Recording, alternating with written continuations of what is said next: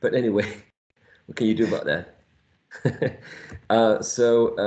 In today's session on December the 4th, right, we're almost there, almost finishing the semester with you guys. This is the session for the ELT125, section 2 with the hangman. And I'm going to ask all of you to participate because, you know, it's a small section. So we need to choose a category first. Which category would you like to pick? Mix all themes, movies, television shows. Which one? Countries and cities. Countries and cities, a US state. Shoot. Any moment. All of you, please. A. A. Not bad. Not bad. Keep them coming.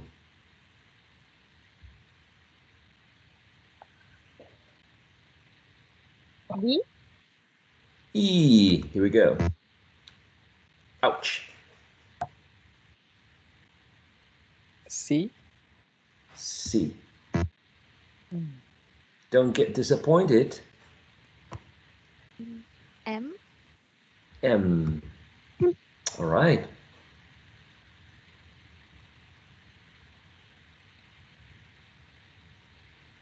O. O. N. All right. N. And T. And T. You got it. All right. Very good. All right. Let's go for a different category now. Or maybe the same. You decide. Which one are you going to pick? Movies. Movies. Here we go. It's a one-word movie. A. A. E. E. You can never mess with E's, right?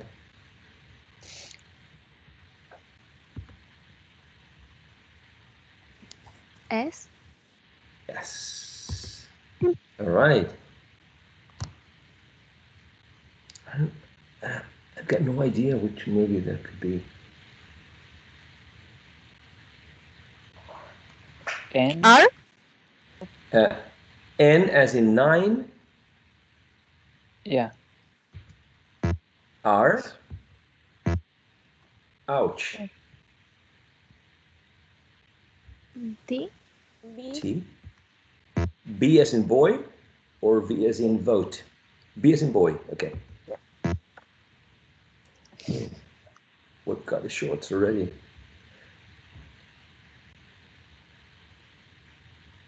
I have no M. idea, guys. M as in mother. One arm. L. L. All right. I know.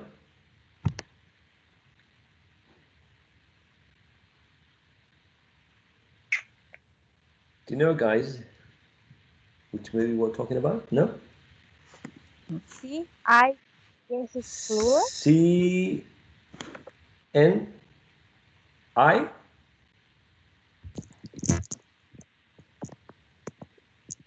I'm sorry, and you said? I guess it's clueless. Clueless it is. Exactly. Many of us were clueless about the name of the movie. Do you know the meaning of clueless? Is when you have no idea of something, right? Yes, when you have the idea. Exactly. Okay, let's play the last one, all right? Which category would you like to pick?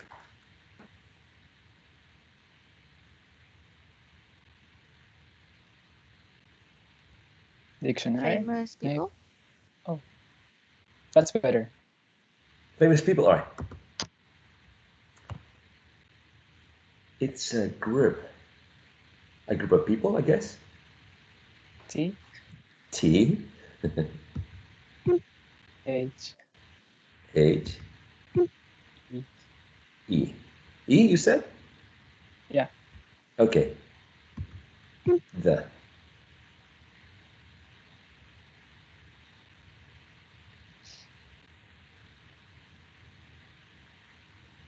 T. T. T is already picked. Oh, sorry. That's right. S. S. Good.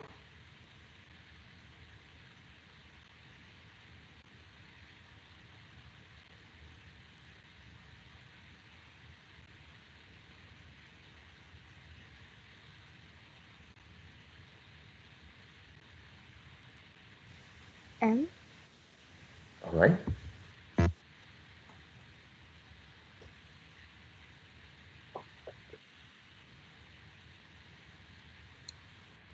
A. A it is. That's a rope.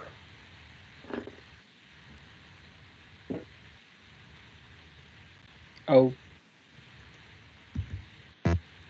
The head. Yeah, I've got no idea. I know it's not the Beatles, at C. least. C. Mm-mm. I. I. Right.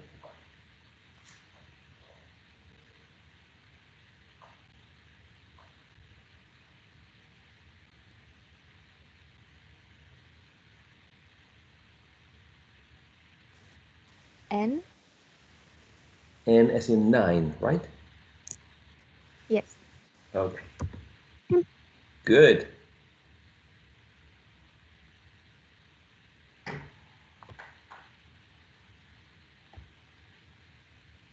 Do you think they're famous? Because I get no idea.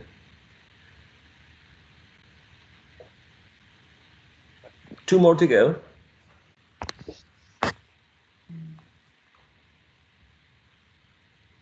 R. Are the pants, the short story.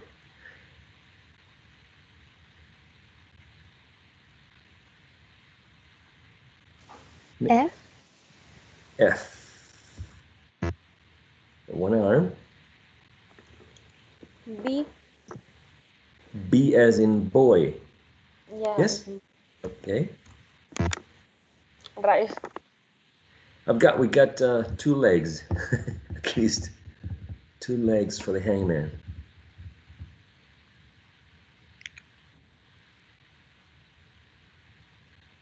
Maybe they're not so famous anyway.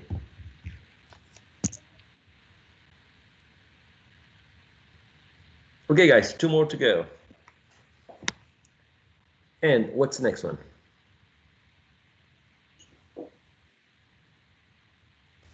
R.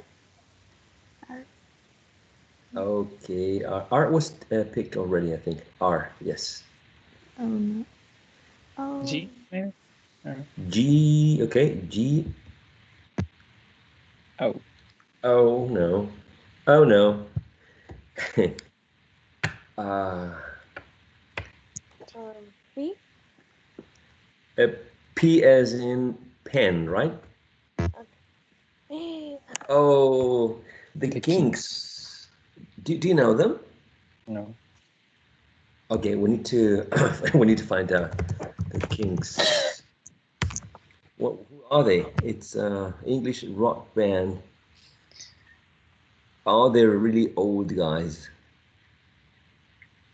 I I should know them, but I don't. Sorry. You fail us. Sorry, guys. I had no idea. Kinks. Maybe now we have the chance to listen to them. 'Cause, maybe we should listen to them. Okay, maybe we will. Maybe during the break. Today for the December the 4th session, we're going to start with reduction exercises mainly. Okay. And why reductions? Because they are very, very common in spoken language, particularly in American English. They are very, very common. Then, if we have some time, we can discuss something about parentheses. A parenthesis is a very fancy, difficult word, which it really means inserting a sound where there is no sound. So we have been talking about the parentheses a long time ago when we were discussing intrusive R, for example, or these features that help to link, the linking ye and linking w, which are basically intrusive features as well, because they are not there in the spelling, right, of the words. So a parenthesis is basically inserting a sound, sometimes sometimes w, sometimes ye, sometimes a schwa. For example, some people, I remember this, and this is a very small, very short comment. Some very famous American president, I think it was George Bush, is known for using a parenthesis a lot. And a parenthesis is like the word nuclear, nuclear. He inserts a schwa right there in between the C and the L. So instead of saying nuclear, he says something like nuclear. Okay, so that's basically a parenthesis. The insertion of an additional sound that is not part of the spelling of a word. Okay, and we're going to try to connect later on reduction with connected speech exercises, meaning we're going to be discussing reduction at first, but then we will move on to recycle everything we have discussed so far, assimilation, elision, linking, right, along with reduction. So I've got some examples for you. Are you seeing the PowerPoint presentation? Sorry, didn't ask before. Yes? Okay. WhatsApp is a reduction, right? A reduction of what?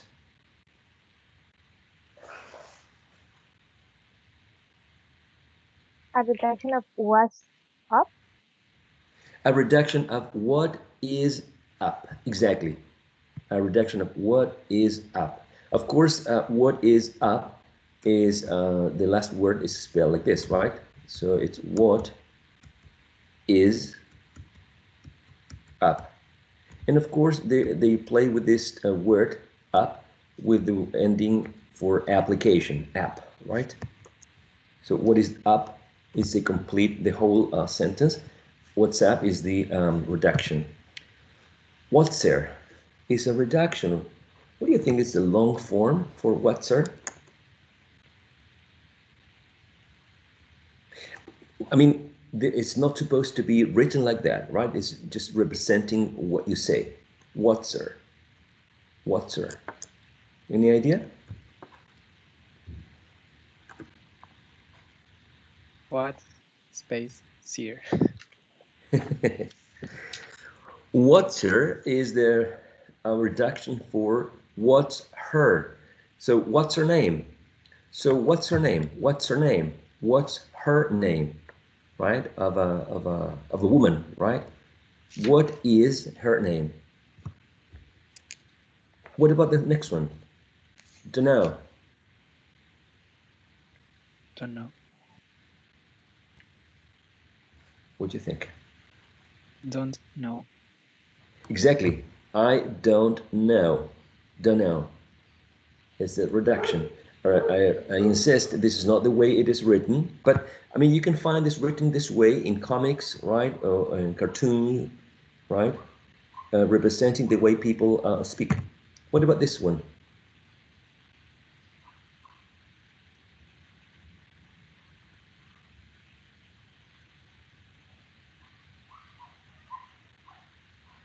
Frana.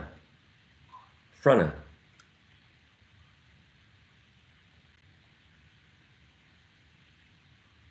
From A, maybe? Could be. It could be. It could be, right? Frana. Frana is the reduction of in front of. In front of. Front supermarket. Frana. In front of. And the last one.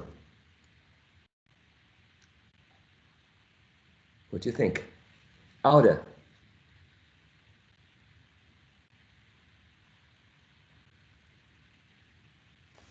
Out Out of. of. Excellent. Out of. Out of space. Out of town. Exactly, out of. So I insist this is not the way they are written, right? Just the way they're pronounced. But you can find these in informal texts like cartoons, comics, written like that. Yeah, here we have some common reductions. In the left column, we have the expression, right? In the second column, we have the way that these expressions are transcribed. And in the last column, we have the reduction, right? Um, so we've got, if you can repeat after me, please. Bet you, betcha. Bet you, betcha. Don't you, don't you. Don't you, don't ya. Can't you, can't you. Can't you, can't you. Uh-huh. Get you, getcha. Get you, getcha. Excellent. Got you, gotcha. Got you, gotcha. And the last one. Want you, want you. Want you, want ya. Alrighty. So I only heard Crystal. I hope the rest of you have been repeating even if the microphone is off, right? So the reduction is basically taking a full vowel sound, in this case a long u, and reducing the vowel sound to a schwa, all right, a weaker vowel. So that's basically many of the reductions, changing a long u, or sometimes it could be a short o. Sometimes it could be a short and relaxed u, but always going to schwa, to a reduced vowel sound. In this case, all of them end in u, right? And all of them used a reduced vowel sound, which is a schwa. Okay. Now, of course, you can say, but there is something else here. There is a ch. I mean, there was a t, but now we have ch. And I totally agree with you. There is also another feature of connected speech here present, which you may remember.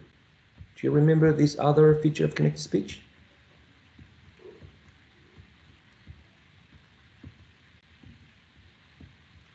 Nope. Yod assimilation? Exactly. Yod assimilation, some people call it coalescence, some people call it yod coalescence, some people call it mutual assimilation, which is basically having sound A, in this case T, sound B, in this case Y, and getting a sound C, right? Another type of sound, right? In this fusion of these two sounds. So yes, that's another feature of connected speech. So the focus of this first part is reductions, right? So basically, we're reducing a vowel sound from a full vowel sound to schwa. That's the reduced. That's the reduction mainly. Okay.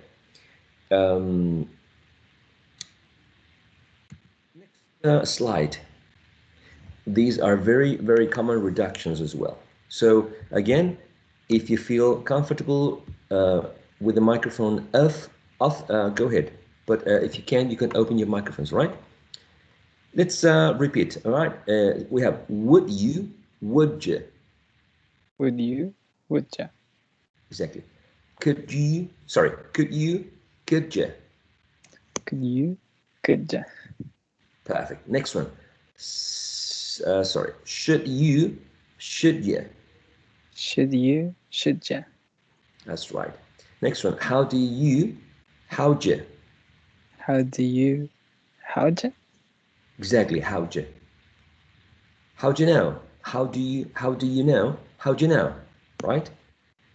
And then what do you, what'd you. What do you, what ya. All right. Now let's focus only on the last column, all right? Would you, Would ya, could you, could ya, should you, should ya, how'd you, how'd ya, what'd you. what ya. All right. What you gonna do? There's some a very famous song, right? What you gonna do? what you gonna do when they come for you? Bad boys, right? Bad boys. Have you heard that song? No, it's a very good one. Okay, it's not a very good one, but I recommend it to just hear the expressions. What? By the way, the question is, what are you going to do? The last slide with common reductions is this one. So the presentation again contains the transcription and the reduction. So give me, could you repeat after me, please? Give me. Give me. Gimme. Gimme. Right, give me some money. Give me time. Give me, I don't know, something, an apple. Give me, right? Then we have them, her, and him. And we have, yes, them, her, him. Them, her, him. And we have im. M. Yeah, it sounds crazy, right? But we can have that one there for him, or we can that one. The point is, yes. I have heard like the reaction of them when they say like let him go, or Perfect. let him go. Very good example. I'm going to write it right here. Let them, let them, let them. Tell them, tell them. Take them, take them. Take them to the jail. Tell them we're not coming back tonight. Let them go. Let them go. Exactly. So what's going on here? First, gosh, I was using the, okay. First, there's a reduction. There's a reduction of the vowel sound A in them. There is a reduction of the vowel sound represented by this symbol. And there's a reduction of E. Sometimes there is a reduction, so the E becomes or sometimes there isn't. But definitely, after the reduction, there is an elision. As you can see, this first initial consonant sound and the initial sound in her and him disappear, as you can see here. So there are two phonological processes going on here, right? A reduction and an elision, right?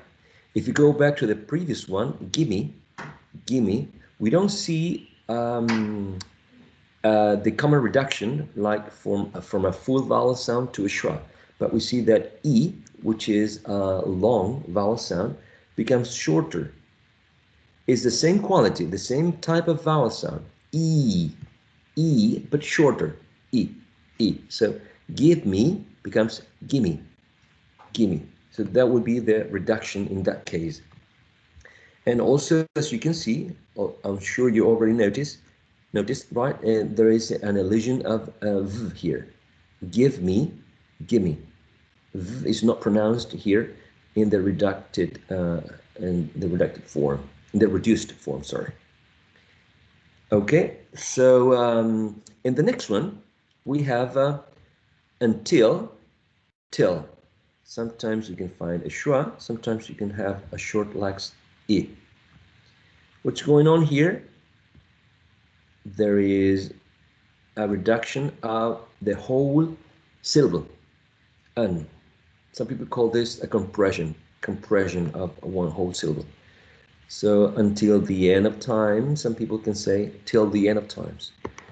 As one of Queen's songs, till the end of time, till, not until. And if we jump to the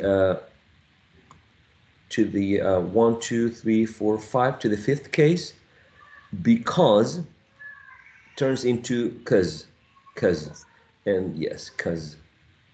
Why didn't you tell me that? Because I didn't know until yesterday. Because I wasn't aware. Because nobody told me. Because, right? What goes on here? A reduction of a whole syllable. So basically, a reduction in this case is an elision, and this is the reduction. the long O, sorry, I think I need some sleep. The short O, right, is reduced to a schwa. That is the reduction. The other one is an elision of the first syllable that some phoneticians call compression, a compression of one syllable. And in the last example, we have and, right? And this trap vowel sound turns into a schwa, or it may even disappear. And so in this case, we are having a syllabic consonant, a syllabic n. Okay? And of course, you already noticed that d is not pronounced. So there's also an elision when we're reducing the word, right? So again, in the last example, and, the trap vowel sound is reduced to a schwa. That's the reduction, right? And also there is an elision of the sound d, the final consonant sound. Even there might be an elision of the vowel sound and the consonant sound, and the final product would be a syllabic consonant.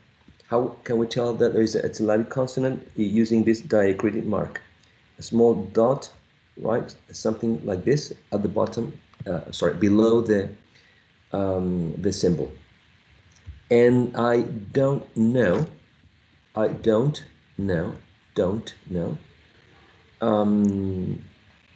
What happens here? Can you tell me what you see here when we say I don't know, and we say I don't know, don't know. What's that reduction? What do you think? There is a reduction of the diphthong. Excellent. Reduction of a diphthong. An elision of t. Exactly, a reduction of the diphthong. And I guess they link, like, as we elite the t, and there's two like end sound together, so maybe they light one of that end, and they linked the left end with the coming diphthong. I don't know if I was clear. Very, very clear. Very clear. Very clear. So just to recap, a reduction of the diphthong that turns into a schwa, an elision of t, which is not here in the reduced form, and probably an elision of one of the ends, right? One of the n sounds, exactly. And then probably a linking of the n, because we wouldn't hear I done oh, no, I don't know. Exactly. So one, reduction, two, elision of t, three, an elision of n, four, a linking of the final consonant sound in don't, and what's missing, what's left from no, the diphthong. Exactly, at least four phonological processes going on here. What about that? Okay. So far, any questions, any comments?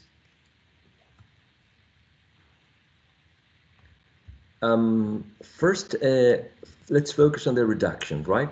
Reduction, which is as we have been learning, taking a vowel sound that sometimes can be a long ooh, short right? It could be even the crazy schwa, as some people call it. What else? Sometimes a. I'm thinking about you here, her, there, them, etc., etc. Many different vowel sounds that take the form of a schwa, right? That's the reduction of the vowel sound. Also, some vowel sounds may be shortened. Okay, that's also that would also consider a reduction. Sometimes we can have diphthong and we get a monophthong. And the monophthong, guess what? Ta-da, the schwa. So that's the idea of a reduction. Whenever we're reducing, it implies less effort for the speaker, or more specifically for the tongue, because the schwa is more relaxed, it's mid-central. The tongue has to stay almost in the same place, in a mid-central position. It doesn't have to go to the front of the mouth. It doesn't have to go to the back of the mouth. So it's easier for the speaker, right? So if the speakers try to make things easier for him or for her using reductions, using schwas, there's a high probability that the speaker is also using elision, and it's also linking or assimilating sounds, right? So I'm telling you this to be on your toes, and be alert that when you see a reduction, there might be other phonological processes or features of connected speech present. Okay. So whenever you find you and you also find did, right? We have something like how did you? How did you? Is that you, or is it myself? Is it yours? Or something. Anyway, so did you? Did you? What did you? What did you? Okay, feel free to say it, right, whenever you want. Next one. Yeah, when did you? Go ahead. When did you? Did you? Right. Where did you? Where did you? Where did you? Why did you? Why did you? Why did you? How did you? How did you? How did you? Sounds And fast. finally, yeah, did you? Did you? Did you? Did you? Exactly. So remember, you're free to choose if you say how did you or how did you, right? You're free to choose the second column when you speak, right? Or use the third column. But you need to be aware that some speakers use these expressions, so they may affect the comprehension of the message, right?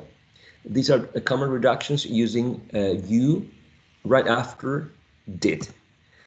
Reductions of the preposition to. This is getting interesting. I mean, linguistically speaking, we have going to and gonna. Can you repeat that, please? Going to, gonna. gonna. Exactly. Next one. Got to, gotta. To, gotta. Exactly. Next one. Have to, have to. Have to, have to. Right. Next one. Has to, has to. Has to, has to. That's right. Next one. Ought to, oughta. Ought to, oughta. And finally, want to, wanna. Want to, wanna. Excellent. So in the last column, we have, come again, we have gonna, gonna, gotta, gotta, have to, has to, oughta, oughta, wanna. wanna. All right. This is very, very much American English, right? So if we pay attention to the phonological processes going on, going to, what's a reduction here? Well, talking about reduction of to, long u turns into a schwa. So far, so good, right? Because that happens every time. Yes? Now, what else? Because that's kind of obvious here. But what else? In the first example and in the last one, the sound is like erase. It's light. Exactly. In the last example and in the first one, the t is elided. That's right. Very good eye. And actually in the fifth one, yeah, in the fifth one, As we have two T sound together, we elide one of them. That's right. In O2, there is an elision of 1. That's right. Oda. And even this T, some people use a flap, Oda, a symbol that looks like this. Sorry, it looks like this, right? It's called flap. Some people also call it a tab.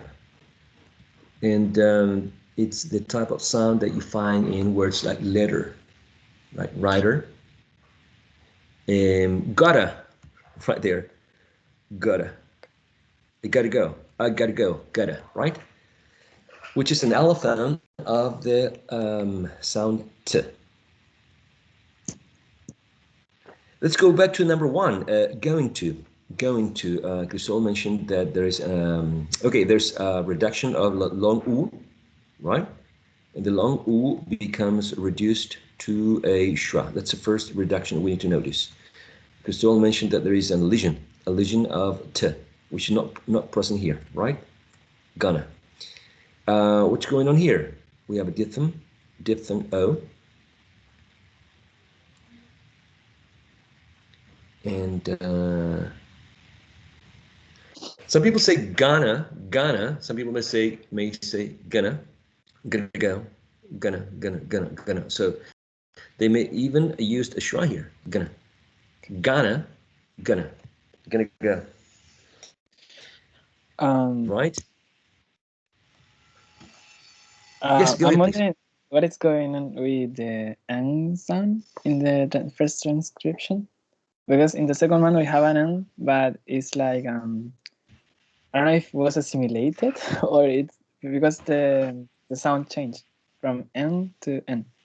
So I don't know if it was affected by the T sound before it was light. Like I think so. And you have a very good eye. We're discussing this sound, right? That changes into this one. So in order for to become an both of them are nasal sounds, right? Both of them are voiced.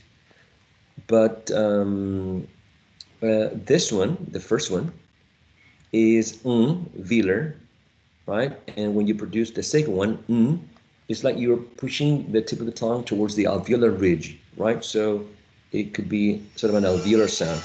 So coincidentally, if you remember the pronunciation of T, when you say T, T, T, the tip of the tongue is touching the alveolar ridge. So yes, there would be, before disappearing, as Cristel said, the T sound is influencing, right, the previous sound in terms of place of articulation. So becomes because we don't say ga with this sound. Gun. It's quite difficult. I don't know if it's possible, but so yes, before disappearing the sound T, there is a sort of regressive assimilation, right? Regressive assimilation, because it's T affecting the previous sound. It's from right to left, so it's regressive assimilation. And the regressive assimilation in terms of place of articulation. So again, lots of phonological processes, right? Sorry about that, but to recap, reduction of the long U to a schwa. That's one thing, right?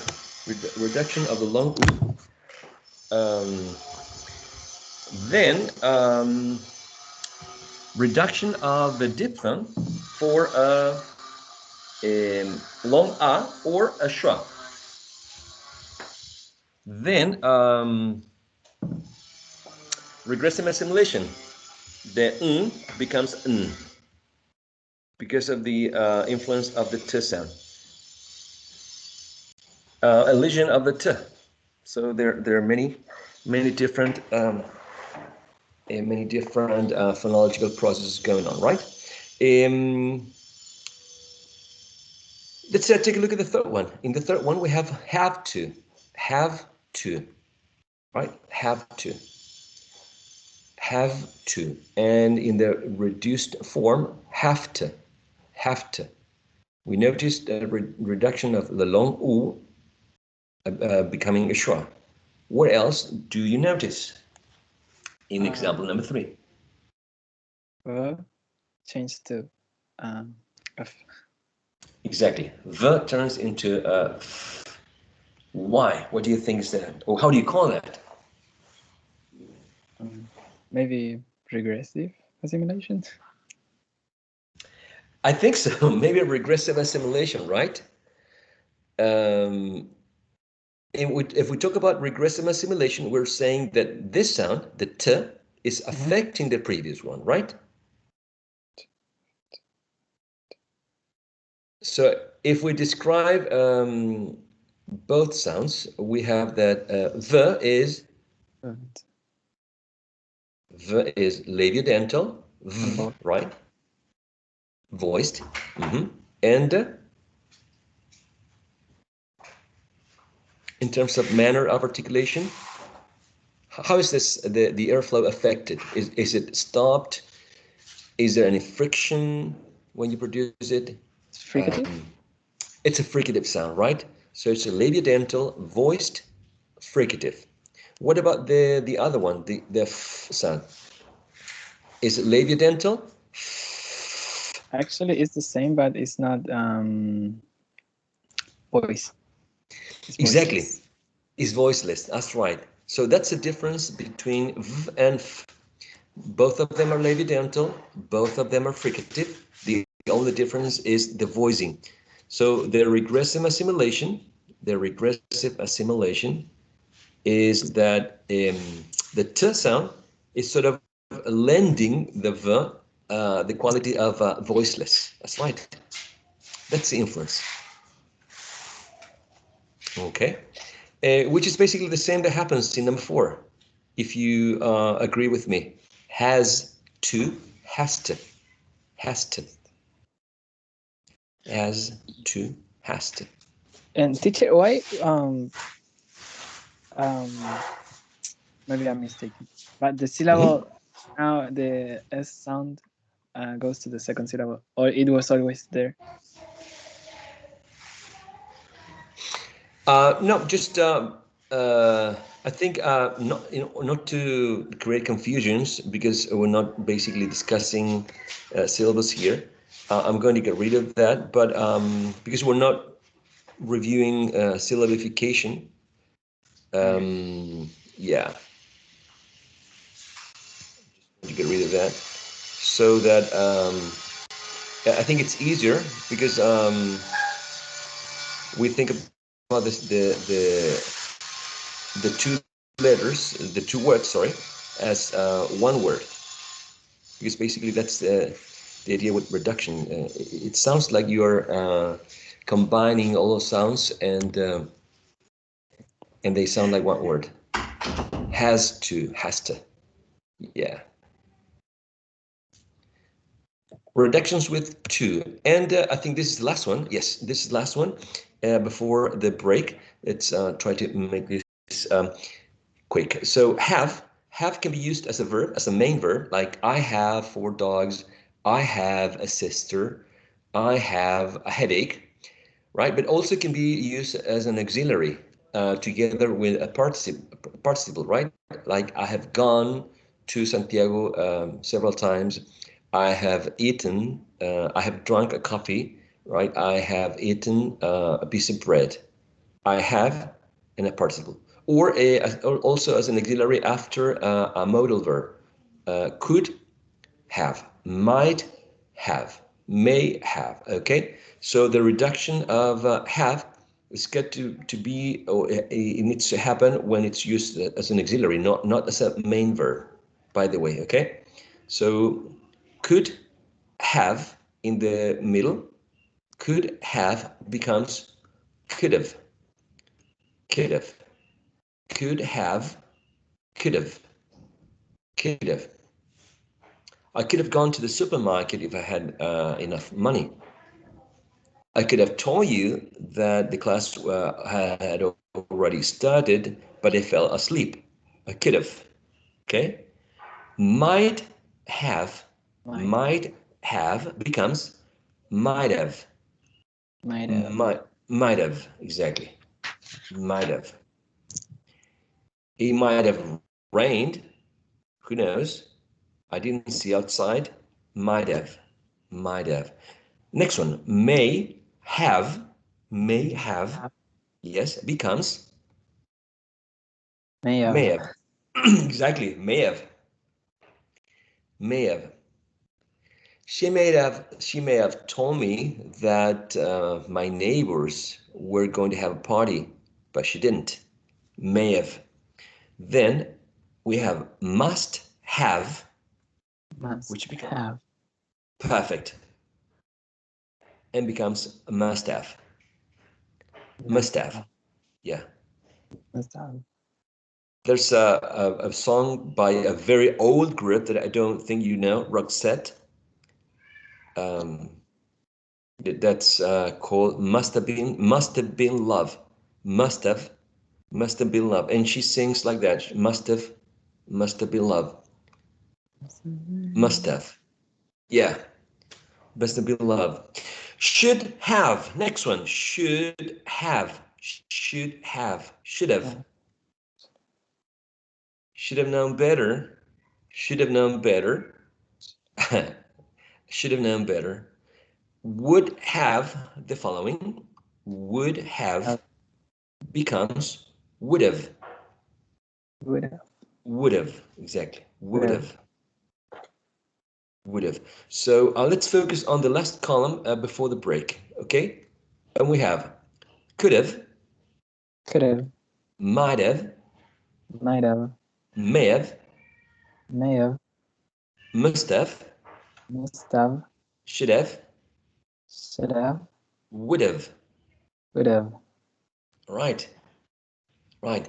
These, I remember, cost me lots of headaches when I was studying undergrad, when I was an undergrad student like you. Oh God, I really had a hard time with reductions. Because there's a lot of there are many more phonological processes going on, reduction, but also linking as well, right, etc., etc.